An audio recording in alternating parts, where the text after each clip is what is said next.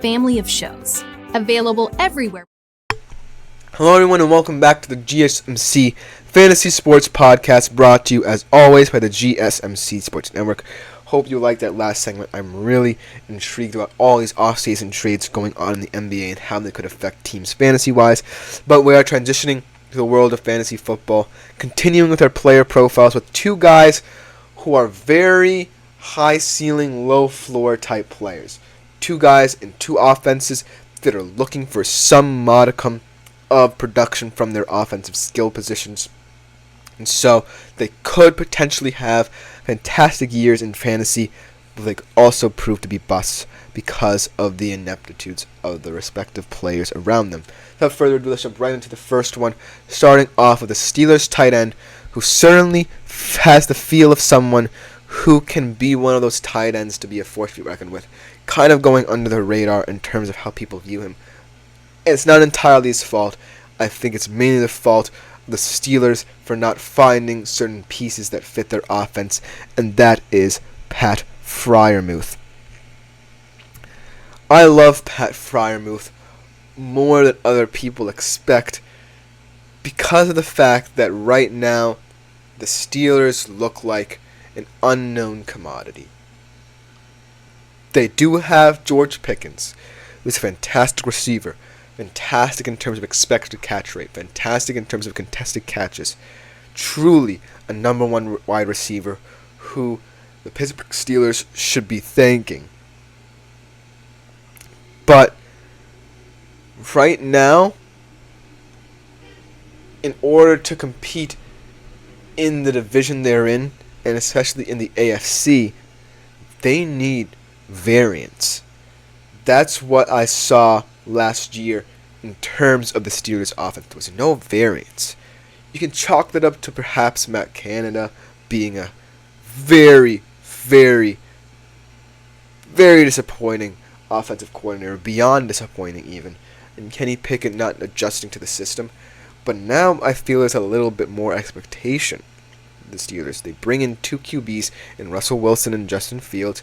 Going to be interesting to see if one of them wins the starting job outright or it's more of a platoon system, but because that could add to what people think of the consistency of the Steelers offense.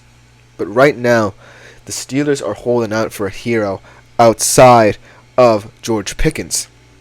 And why not have it be Pat Freiermuth, who's a tight end who, in a system that could work for him, is going to see a lot of targets.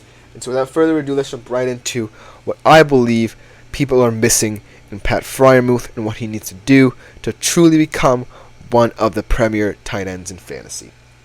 Throughout his career, he's accumulated 221.7 fantasy points. His best season was actually his rookie year, where he accumulated 91.7 fantasy points. Last year, though, was kind of a disappointing down year, and it could be attributable to the ineptitude of the Steelers' offense, the decisions they made, but he did only average 6.4 PPR points per game in terms of last year. And also in terms of, catches and touchdowns in the red zone, he wasn't performing. In fact, his rookie season in 2022 was his best season. 17 catches as a rookie, only 2 in the years prior to that. And so I feel like Pat Freiermuth right now is one of those guys who is just waiting on the precipice. He sees different tight ends around the league around him, like guys like Sam Laporta, who's already vaulted into the stratosphere, and he's a rookie. He's seeing guys like Trey McBride, who's also poised to be a hidden gem at the fantasy tight end position. And then he also sees the old guard with guys like Travis Kelce, Mark Andrews, and George Kittle. And Pat Freiermuth is trying to carve a mold for himself in someone's image there. And Pat Freiermuth is right in the middle. He's kind of the fork in the road in terms of the tight ends you can take in terms of fantasy. Because he hasn't necessarily been consistent enough to be one of the newer guys in the league to potentially be among the Sam Laportas and Trey McBrides. But he's also not fantastic enough, definitely not fantastic enough to be the Travis Kelce's and George Kittles of the world. And so This is a make or break year for how the Steelers view Pat Freiermuth in their offense. And from what fantasy odds are projecting for him, it could be a nice little year for him, but not one you would expect out of someone who I'm so high on. 563 yards, 4 touchdowns for a total of 82.6 fantasy points. So not necessarily the best, not necessarily the worst by any means, but still kind of in that median range for tight ends. Now, let's look at how Pat Freiermuth might look in this offense. Obviously, I still fear it's going to be an element of Pickens or bust to this offense, and it could lead to the detriment, especially if Russell Wilson is the quarterback, because as we saw in Denver, Russell Wilson became too reliant on Courtland Sutton to make incredible catches, and no other Denver Broncos wide receiver or tight end truly stepped up. That being said, Russell Wilson is one of those quarterbacks in his career who really has utilized his tight ends to the best of their abilities. We saw it in Seattle, where he truly created a culture that utilized every single weapon they had. They didn't necessarily have high-profile weapons, but Russell Wilson made do with what he had. You saw guys like Will Tukuafu. You saw guys like Will Disley become bigger roles in that Seattle offense, and then transitioning to Denver, he never really had a consistent tight end in his years there, but like Andrew Beck, Greg Dulcich had decent seasons under Russell Wilson's tutelage, and so transitioning to a Pittsburgh Steelers offense who right now doesn't have that many options outside of both Pickens and Freiermuth, I really think that Russell Wilson's going to say, hey, I don't want to have a repeat of what happened in Denver where I'm reliant on one receiver to make these incredible catches. I'm going to pass to this young tight end who I think is becoming a cult hero in Pittsburgh. So I really believe that should Russell Wilson be the guy going forward, Pat Freiermuth is primed for a breakout year. And also, it can't be worse than what Matt Canada did with this offense. I think there's going to be more variance. I think Pat Freiermuth is going to find himself in a lot more different roles, whether it's a run blocker, pass blocker, something of that nature.